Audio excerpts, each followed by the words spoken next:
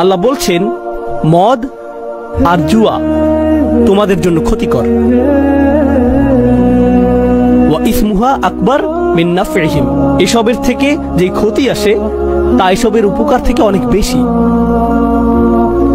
এগুলোর যে মন্দ আসে তা অনেক বেশি। আসলে এখানে বলছে যে এগুলো থেকে যে বিপদ আসে আর এসবের যে পরিণতি তা এসবের যে কোনো উপকারের চাইতে অনেক বড়। আল্লাহর কিন্তু দরকার ছিল না আমাদের এটা জানাবার। আল্লাহ শুধু বলতে পারতেন জুয়া থেকে দূরে থাকো, মদ থেকে দূরে থাকো। আমি যদি জিজ্ঞেস করতাম কিন্তু কেন, কারণ আমি বলেছি এটাই তোমার জন্য যথেষ্ট। বুঝতে পারলেন? কিন্তু আল্লাহ এমনটি করেননি। এমনকি কিছু ক্ষেত্রে তো আল্লাহ বলেছেন তোমাদের বলছি কেন, আমি তোমাদের এ কারণে বলেছি তোমরা যদি মদ খেতেই থাকো আর জুয়াতে সময় দিতেই থাকো তবে তোমাদের প্রচুর ক্ষতি হবে। ইউনাইটেড স্টেটসের একটা জায়গা হলো নেভাডা। ওই স্টেটটি জনপ্রিয় লাস ভেগাসের জন্য। আপনারা তো লাস ভেগাসের নাম শুনেছেন তাই না? আমি লাস ভেগাসে বহুবার গিয়েছি কোরআন কনফারেন্সের জন্য। সত্যি বলছি, সত্যি। কিছু মানুষ মনে মনে বলছে আমি জানতাম।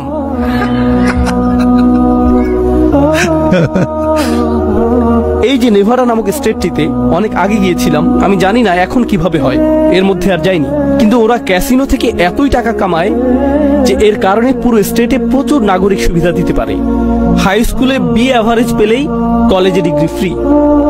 আমেরিকার অন্যান্য স্থানে আপনাকে কলেজের জন্য প্রচুর খরচ করতে হবে, কিন্তু নেভাডাতে হালকা পড়াশোনা করলেই পড়াশোনা ফ্রি। তাদের স্টেটে ইনকাম ট্যাক্স দিতে হয় না। তাদের চিকিৎসা সেবা আমেরিকার অন্যান্য যে কোনো স্টেটের চাইতে ভালো। তাদের ওখানে হার্ট সার্জারি সেন্টার আর হসপিটাল অন্য যে কোনো জায়গা থেকে বেশি।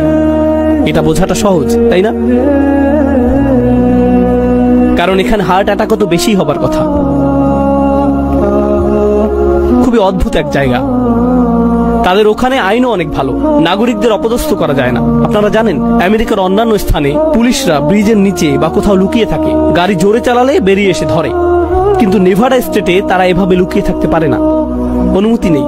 তাহলে দেখুন তাদের এত এত নাগরিক সুবিধা, এই সবই এসেছে এই জুয়ার ইন্ডাস্ট্রি থেকে, তাই না? বুঝতে পারছেন? আর এই যে ক্যাসিনোগুলোতে বলুন তো এখানে তারা তাদের কাস্টমারদের কিভাবে ধরে রাখে? আসলে তাদের ওখানে আলাদা এয়ার কন্ডিশনিং সিস্টেম আছে, সেটা দিয়ে আলাদা বেশি বেশি অক্সিজেন পুশ করে ভেতরে স্লট মেশিন রুমে। এই একদম ফ্রেশ অক্সিজেন সাপ্লাইয়ের কারণে তাদের এই ক্রেতারা ক্লান্ত হয় কম, জেগে থাকে বেশি। এটা করেই তাদের বেশিক্ষণ সময় সতেজ রাখে। বুঝতে পারছেন? আর তাদের এসব জুয়া খেলা, এসব স্লট মেশিনের উদ্ভাবন যারা করেছে সেসব ইঞ্জিনিয়ার আর মনোবিজ্ঞানীদেরকে কারা এখন ভাড়া করে জানেন? তাদের মধ্যে সবচাইতে উপরের স্তরের মানুষদের আজকাল সোশ্যাল মিডিয়াগুলো যেমন ফেসবুক, ইনস্টাগ্রাম ইত্যাদিরা ভাড়া করে নিয়ে আসে, যেন তাদের সোশ্যাল মিডিয়ার প্রতিও মানুষকে আসক্ত করে ফেলা যায়। তো এগুলো খুঁজে দেখুন, খুবই অদ্ভুত ব্যাপার, ঠিক আছে? তো তারা এসব জুয়া খেলার পরিবেশ সৃষ্টি করে, সেখানে তো তারা প্রচুর মদও পরিবেশন করে, তাই না? যতক্ষণ তারা এসব ক্যাসিনোতে খেলতে থাকবে ততক্ষণ তাদেরকে ফ্রিতে মদ দেয়া হতেই থাকবে, সব ফ্রি। এই যে ফ্রিতে তারা এসব পানীয় পাচ্ছে, এত সুবিধা পাচ্ছে, এগুলো আমি কিভাবে জানলাম? গুগল করে জেনেছি, ঠিক আছে?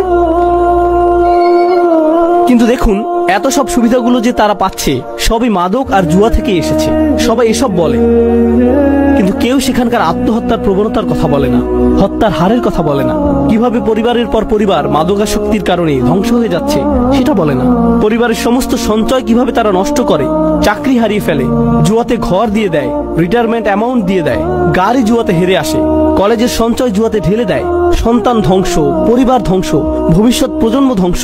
কেউ বলে না। কিছু ট্যাক্স সুবিধা পাবেন আপনি, লাস ভেগাসে কিছু সুন্দর বাড়ি পাবেন, পরিষ্কার রাস্তাঘাট পাবেন, কিন্তু এর বদলে কি দিতে হবে? এসব মানবিক ক্ষতিপূরণ কিন্তু এসব সুযোগ সুবিধার চাইতে অনেক বেশি গুণ তীব্র।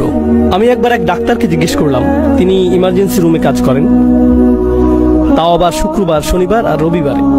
তাকে একদিন জিজ্ঞেস করলাম, আচ্ছা ইমার্জেন্সি রুমে সবচাইতে ভয়ানক রাত সপ্তাহের কোন দিন হয়? তিনি বললেন শুক্রবার রাত। জিজ্ঞেস করলাম কেন? তিনি বললেন, আমি দেখেছি কেন আল্লাহ বলেছেন মাদকের মাঝে ক্ষতি আছে, মানুষ মাতাল হয়ে কি করে তা দেখেছি।